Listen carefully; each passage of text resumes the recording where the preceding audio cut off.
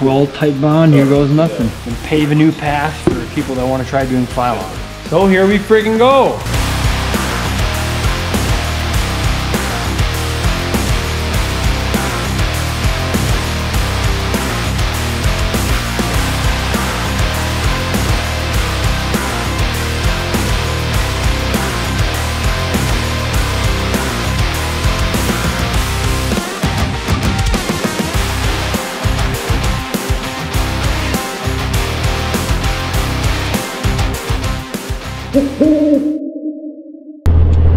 Well, good freaking morning.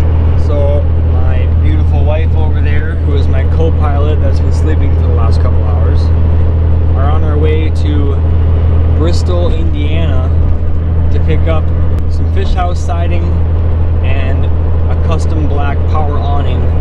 Just trying to build relationships with suppliers to get stuff cheaper to make, you know, a little more profit in the long run. Because that's how you do business. So today is Wednesday.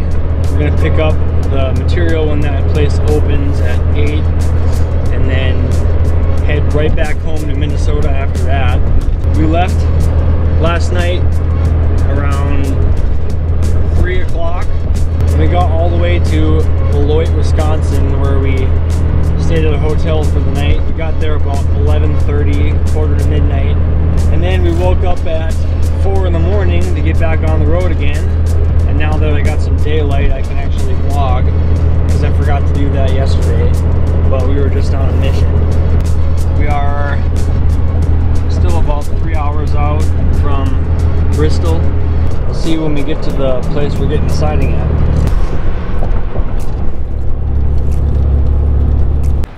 All right, we got the goods all loaded up.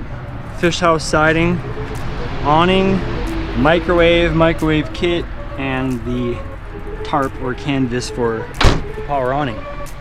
This is Jen. Hi. The gal that's been handling my orders and was on the phone with me and made everything go really smooth here at RecPro.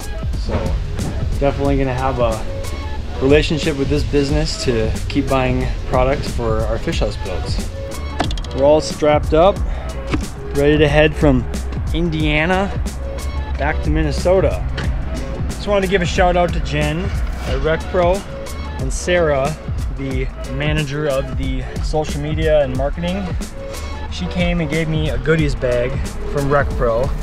So we got a couple shirts for me, a shirt for Honey, a couple can koozies. Got some RecPro tumblers, 2 of them. That's awesome.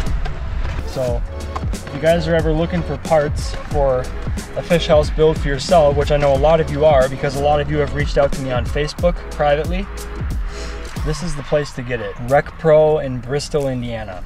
So stay tuned for a promo code from your boy, and please use that promo code because it'll help me out and help the channel out, and it'll also help RecPro out. So thank you, RecPro. We're heading back to Minnesota. All right, got home late, so I didn't feel like vlogging any, but we have all the desert tan siding here, and the awning here, and the microwave, the kit, and the awning fabric, tarp, whatever the hell you want to call it. It's all right here. So the adhesive that we're getting for our Filon siding is going to be here in a few days, and it says that you can install it down to, I think, 50 degrees. We're definitely going to pull the fish house into a shop, put the Filon on, because that way it's heated. We don't have to worry about stressing the adhesive, even though you can install down to 50 degrees. But then we're out of the elements. We don't got to worry about the wind whipping shit on it or like drying it out too fast.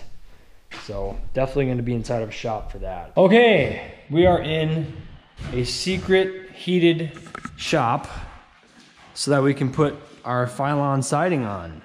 Thanks to one of our family friends and my godfather, Dan Whitney, Dan and Jen, with Dan's Honey Company. So this guy makes the best honey. It's all over our area, but if you ever see this in your areas, especially around Texas, this is the stuff right here. Texas and here. Yep. He actually has a bee yard on the the things Chris does R&D acreage. Yep. Hootmonker Ranch. So we have it 68 degrees in here, which is what the adhesive that we are using for the Filon called for. We have our Filon laying out right here. So it's been laying like this overnight, so it all flattens out nice. And here's another little sneak peek of the working space for Dan's Honeyco. So the guy's got a lot of inventory. And we're very grateful that we get to use this room over here. Because my shop is not done yet and won't be done until next year because we're getting too close to winter. So we were kind of screwed on the heated area big enough to fit this thing in here. So thankfully we were able to do this. Dad researched and researched and researched and found a special adhesive that's way better than contact cement because it gives you a little bit of wiggle room time when you're putting your Filon on, and it's not like a instant bond to where if you mess up, you're kind of screwed. So we have a little bit of wiggle room there.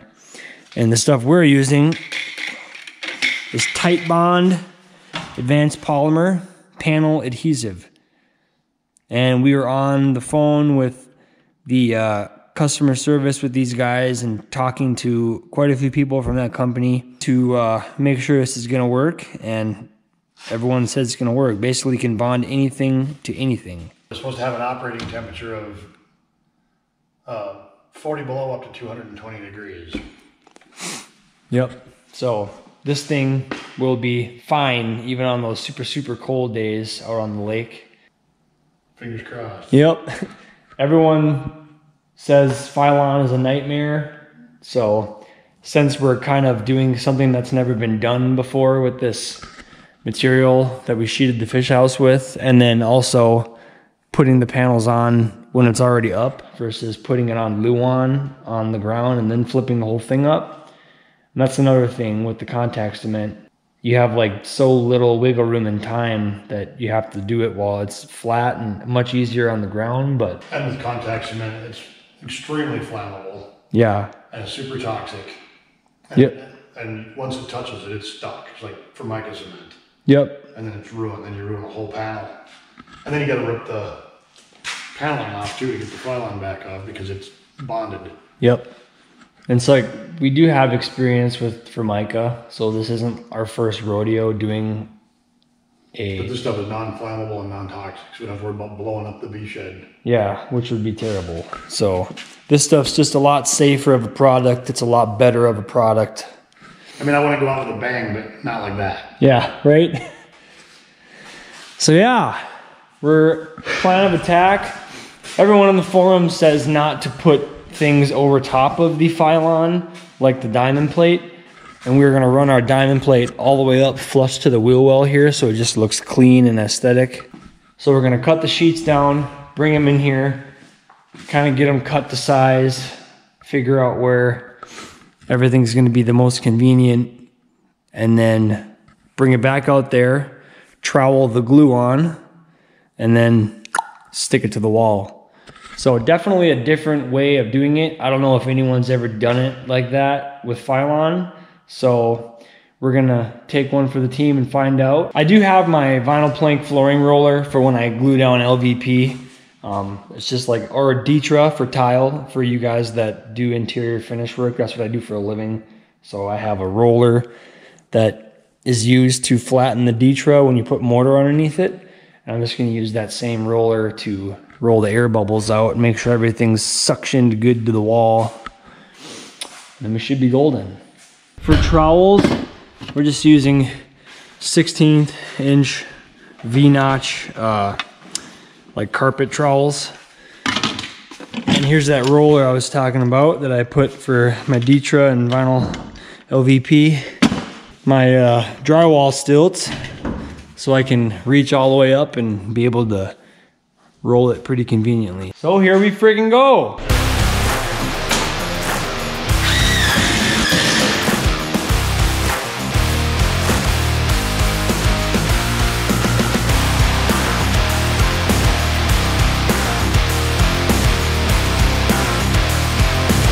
Oh, really? Oh Well, tight bond, here goes nothing. So it runs through the... Gonna pave a new path for people that want to try doing Filon.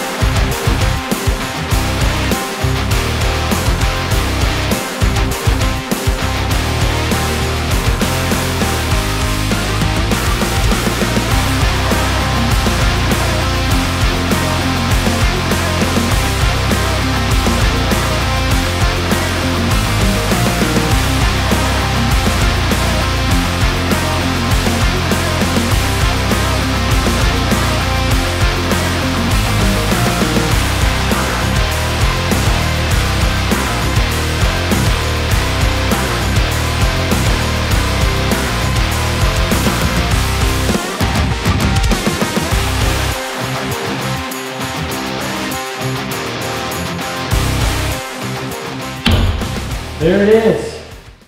A new way of putting Filon on. She's bonded on there forever. So here's our black aluminum diamond plate. It's got the, like a flat color to it. And then we got 3-inch 45s for our corners. Bougie. It's gonna look pretty freaking titties. Oh, just like steel siding right there. Acts is the same way. You have a little J channel. A lot of people use the double-sided sticky tape to put this on, but we're just gonna self-tap and screw it so that way it's on there forever and it never fails and starts peeling away when the sun hits it. These are crown cap here, so we'll drape the rubber roof over the side of the wall, and then this track here would sit on the roof just like this, and then you'll put your tappers in through all these screws into our faceplate, which we prepped for, so we don't have to worry about hitting just studs. We have a whole faceplate that's standing vertical up there, if you guys remember the framing. And then the rubber roofing will just hang down below this, and you just take a razor knife and cut along this and use the bottom of this track as your guide to get a nice crispy cut to make it look pretty up there. And then that rubber grommet that Dad's holding right there just snaps inside of this. You kind of just start one end and then push it in there. And that's the same stuff, like I said, that works for the door. So we got everything we need. The tight bond, our last bucket of tight bond adhesive should be here today, so we can glue on our rubber roof with the same stuff we did the Filon and rock and roll. So you guys get to listen to some more royalty-free music and watch the next time lapse. So enjoy it.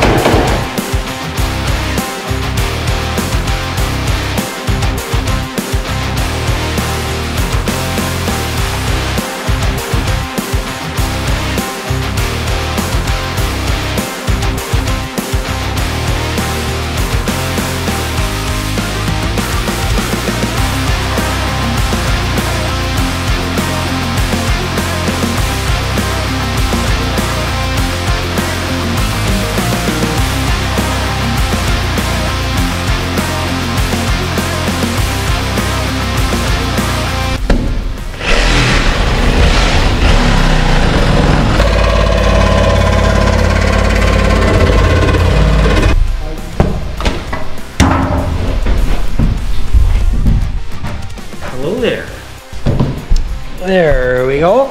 So the reason we cut this out before laying the rubber roof is so we could make sure that the rubber that was hanging in this area wasn't adhered to the material, because then we wouldn't be able to flip it down into the hole like they recommend for the AC pod. Okay there, boy.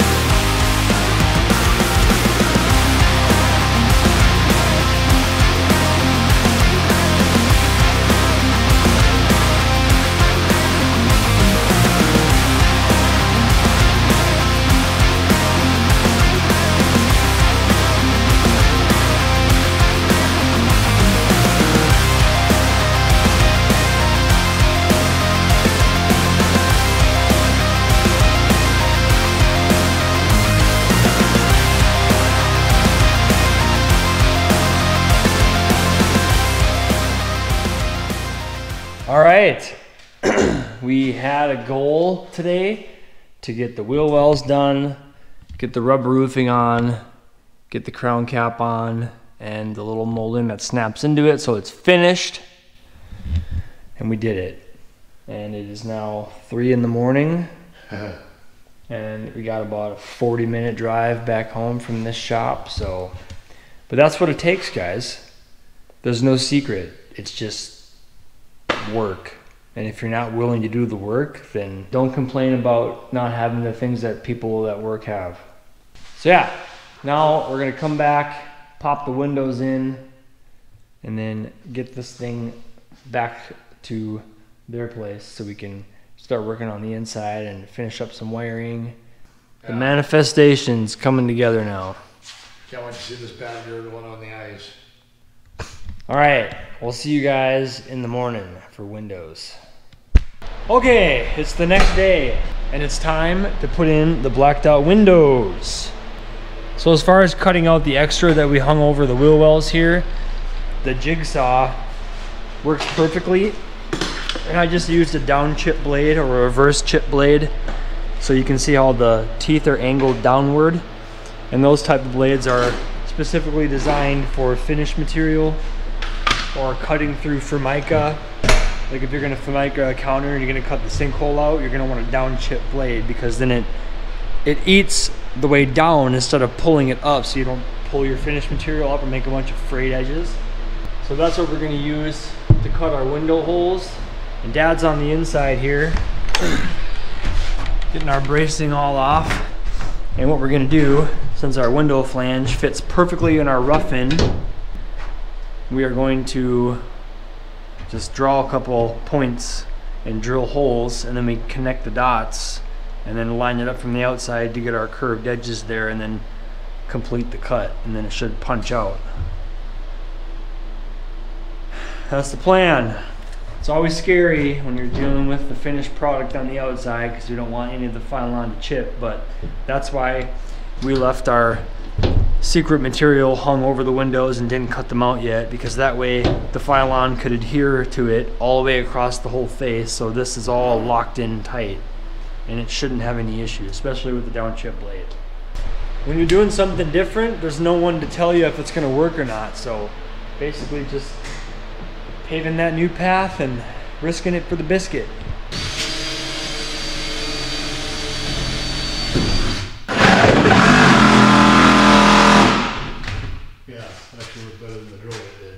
Nice. So that's what a down chip blade can do. Keeps it nice and crispy and all your frayed edges. Like where the drill bit came out, see how it broke off? Down chip blade isn't gonna do that.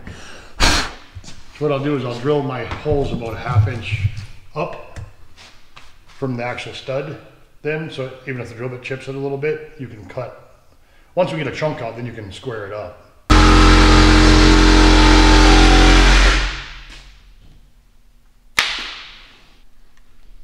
If we shouldn't use the flange. You know what I mean? Yeah. There we go. Should be it. There There's our rough-in hole. Our whole idea with the window flanges, since they don't make any wider flange kits, because we have our secret material on here, and that added 1/2 inch to our 2x3 wall stud. And usually when people do Filon, they put it on Luan, which is just 1/4 inch sanded utility board like plywood. So I mean, we have a little bit extra wall cavity there. So in order to offset that, we had to router in our window cavity. Oh, this is just a cutout bit for like shelving and that kind of stuff. Yeah, that's how we did it. This was Dad's idea. So you can set it to whatever depth you want to take out. Mm-hmm. So you routed that out. Now our window flange will fit in there just like that. So we'll have it nice and tight when we sandwich it together. And then our paneling will actually go over this flange. Mm-hmm. And then in the finished video, we'll show you how to make that look nice and pretty. Yep.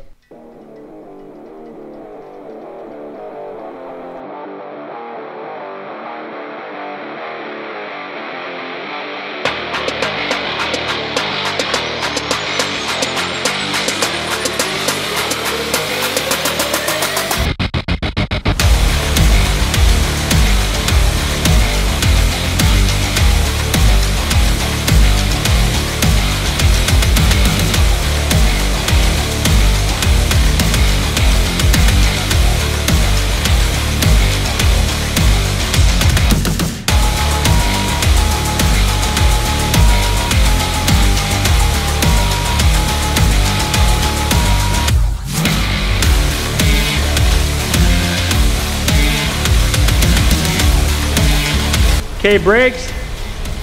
Yup, left turn. Oh my God, right turn. Holy moly, it works. Okay, we're back in the shop where we started to build this thing and where I built the first one. And just like old times, it's snowing outside. We got our first winter storm. It's about 18 degrees.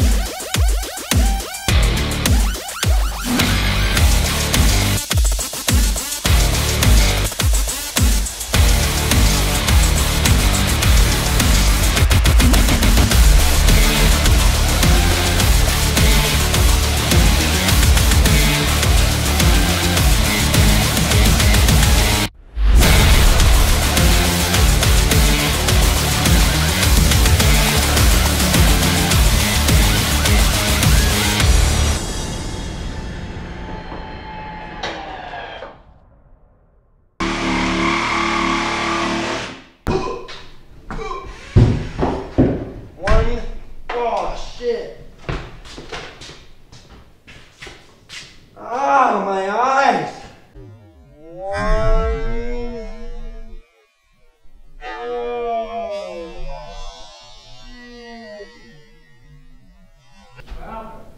Well, you shut the door. Oh, sorry. I was like, I had my head right in front of the hole, and I was like, now look at that. It's not as bad as when you were drilling. When you were drilling holes, and I'm like, that look. You can fucking blow through every one. I finally figured it out on the very last one.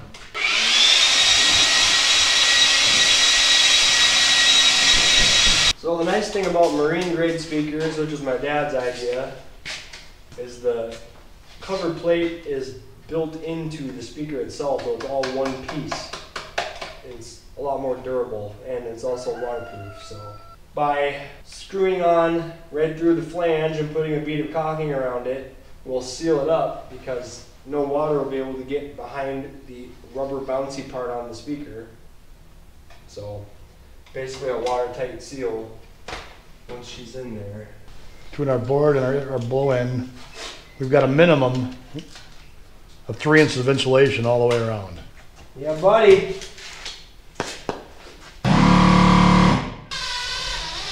I say that's a pretty A-OK job. Okay, here are the battery vent boxes for the lead acid batteries, because you should always vent lead acid batteries.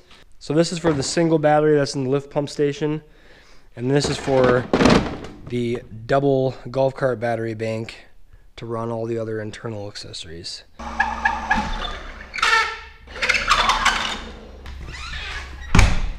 Oh, perfect. It's perfect. Yeah.